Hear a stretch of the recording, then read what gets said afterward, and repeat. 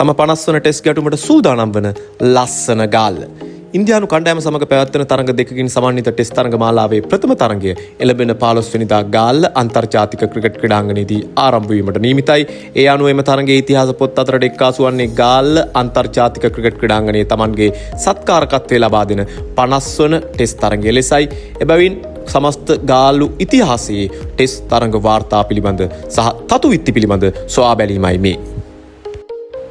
1876 තරම් වූ ඈත අතීතයකට දිවයන ගාල්ල ක්‍රිකට් ඉතිහාසය තුළ ප්‍රථම තරගයේ ක්‍රියාත්මක වී තිබෙන්නේ 1998 වර්ෂයේ ජූනි මාසයේදී ඒ සංචාරක නවසීලන්ත කණ්ඩායම සහ ශ්‍රී ලංකා කණ්ඩායම අතරයි. ඉන් අනතුරු අවසන් ටෙස්ට් තරගයේ ක්‍රියාත්මක වී තිබෙන්නේ 2025 වර්ෂයේ ජූනි මාසයේදීමයි ඒ බංග්ලාදේශ කණ්ඩායම සහ ශ්‍රී ලංකා කණ්ඩායම අතර.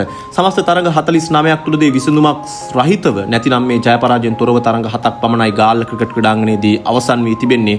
අනිත් තරග 42 තුළදීම විසඳුමක් ගෙන දීමට ගාල්ල තනතිරුට හැකියාව ලැබී තිබෙනවා. සමස්තයක් විදිහට ශ්‍රී ලංකා කණ්ඩායම තරඟ 49ක් තුළදී ජයග්‍රහණ 27යි පරාජයන් 15ක් ඔවුන් අත්විඳ තිබෙනවා. ඒ වගේම සංචාරක ඉන්දියානු කණ්ඩායමත් අවස්ථා 5කදී ගාල්ල ක්‍රිකට් ක්‍රීඩාංගණයේදී තරඟ වැදී තිබෙනවා. ඔවුන්ට ජයග්‍රහණ 2ක් තිබෙනවා. පරාජයන් 3ක් ඔවුන්ගේ නම ඉදිරියෙන් සංග්‍රහණය වී තිබෙනවා. ගාල්ල ක්‍රිකට් ඉතිහාසය තුළ ඉනිමක කණ්ඩායමක් ලබාගත් වැඩිම ලකුණු සංඛ්‍යාවේ වාර්තාව ශ්‍රී ලංකා කණ්ඩායම සතුයි. ඔවුන් අයර්ලන්ත කණ්ඩායමට එරෙහිව 2023 වර්ෂයේ අප්‍රේල් මාසයේදී යෝධ ලකුණු පුවරුවක් නිර්මාණය කරනවා. ලකුණු 704ක් කඩලු 3ක් පමණක් බිඳ වැටි. ඉන්දියානු කණ්ඩායමත් ලකුණු 600ක් සියලු දෙනා දැවී රැස් කර තිබුණා ඒ 2017 වර්ෂයේදී ශ්‍රී ලංකා කණ්ඩායමට එරෙහිව. ගාල්ලේ කණ්ඩායමක් ලබාගත් අඩුම ලකුණු සංඛ්‍යාවේ අමීරි වාර්තාව දකුණු අප්‍රිකානුවන් සතුයි. ඔවුන් ලකුණු 73කට දැවී ගියා 2018 වර්ෂයේදී ශ්‍රී ලංකා කණ්ඩායමට එරෙහිව. ඒ වගේම ශ්‍රී ලංකා කණ්ඩායම ලකුණු 105කට දැවී ගියා ඕස්ට්‍රේලියානු කණ්ඩායමට එරෙහිව. ඉන්දියානු කණ්ඩායමත් දැවී ගොස් තිබෙනවා ලකුණු 112කට 2015 වර්ෂය තුලදී.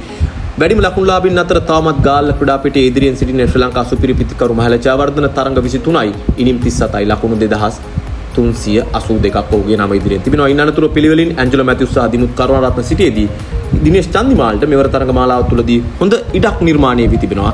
ගාල්ල ක්‍රීඩාපීඨයේදී ලකුණු 2000 සම්පූර්ණ කරපු සිව්වැනි පිතිකරුවා බවට පත්වන්නට. ඉනිමක වැඩිම ලකුණුලාභීන් අතර පෙරමුණේ සිටින්නේ බටරින්දිය කොදෙව් සුපිරි ආරම්භක පිතිකරු ක්‍රිස් ගේල් ලකුණු 333ක් ඔහු රැස් කරා. 6 පහර 9ක් සහ 4 පහර 34ක් සමගින් ක්‍රිස් ගේල් තවමත් Tamanගේ ජර්සිය මේ ලීග් තරඟවලට සහභාගී වද්දී ලකුණු 333 තමයි ඔහුගේ අංකයේ විදියට ඔහු සනිටුවන් කරගෙන තිබෙන්නේ. කුසල් මෙන්ඩිස් ශ්‍රී ලංකා පිතිකරුවෙක් විදියට ඉදිරියෙන් සිටිනවා ලකුණු 245ක් ලබාගෙන. ඒ වගේම ඉන්දියාවේ විරේන්ද්‍ර ශ්‍රීවාක්ටත් දිත්ව ශතකයක් තිබෙනවා ගාල්ල ක්‍රීඩාපීඨයේදී.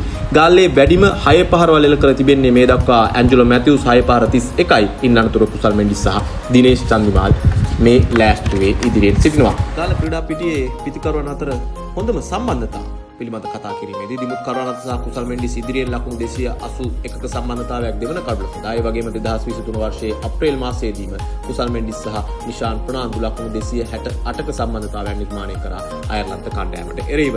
ඉන් අනතුරුව වැඩිම කඩලුලාභීන් ගැන කතා කිරීමේදී ශ්‍රී ලංකා සුපිරි පන්දු යවන්නා මුත්තයා මුරලිදරන් ඉදිරියෙන් ඉනිම් 28ක් තුළදී ඔහුට කඩලු 111ක් තිබෙනවා. රංගන හේරත් කඩලු 102ක් දවාගෙන ඒ දෙවැන්නා වෙද්දී ප්‍රභාත් ජයසූරිය දැන් ඔවුන් දෙදෙනා පසුපසින් හඹා යමින් සිටින්නේ කඩලු 81ක් ලබාගෙන. ඉනිමක හොඳම පන්දු යෑමේ වාර්තාව තමත් මුත්තයා මුරලිදරන් සතුයි. ඔහු ලකුණු 46කට කඩලු 7ක් දවා ගත්තා එංගලන්තයට එරෙහිව. රංගන හේරත් ලකුණු 48කට කඩලු 7ක් දවා ගත්තා ඒ ඉන්දියානු කණ්ඩායමට එරෙහිව. තරගයක හොඳම පන්දු යෑම ලෙස මුත්තයා මුරලිදරන්ගේ වාර්තාවක් තවමත් දක්නට ලැබෙන්නේ ඒ ලකුණු 171කට කඩලු 13ක්. එසේම ප්‍රභාත් ජයසූරිය සහ රංගන හේරදුත් තරගයක් තුළදී කඩලු 12 බැගින් දවාගෙන තිබෙනවා. මෙයයි අපට ගාල්ල ක්‍රිකට් ඉතිහාසය හරහා උත්සාහ බලද්දී දැක ගන්නට ලැබෙන තත්ත්වය ඒ හා සම්බන්ධ වාර්තා ලෙස නම් කරන්න පුළුවන්. ඒ වගේම තවත් වාර්තාවක් සුවිශේෂී වාර්තාවක් විහිීමට නියමිතයි ප්‍රථම ටෙස්ට් තරගය තුළදී. එනම් ඉන්දියාව සහ ශ්‍රී ලංකාව සහභාගී වන මේ ප්‍රථම ටෙස්ට් තරගයේ ඉන්දියානු ටෙස්ට් ක්‍රිකට් ඉතිහාසය තුළ ඉන්දියානු කණ්ඩායම සහභාගී වන 600 වන ටෙස්ට් තරගයේ බවට පත්වීමට නියමිතයි. ඒ අනුව සුවිශේෂී තරගයක් සුවිශේෂී තරග මාලාවක් රැඳී සිටින දිගටම අපත් සමග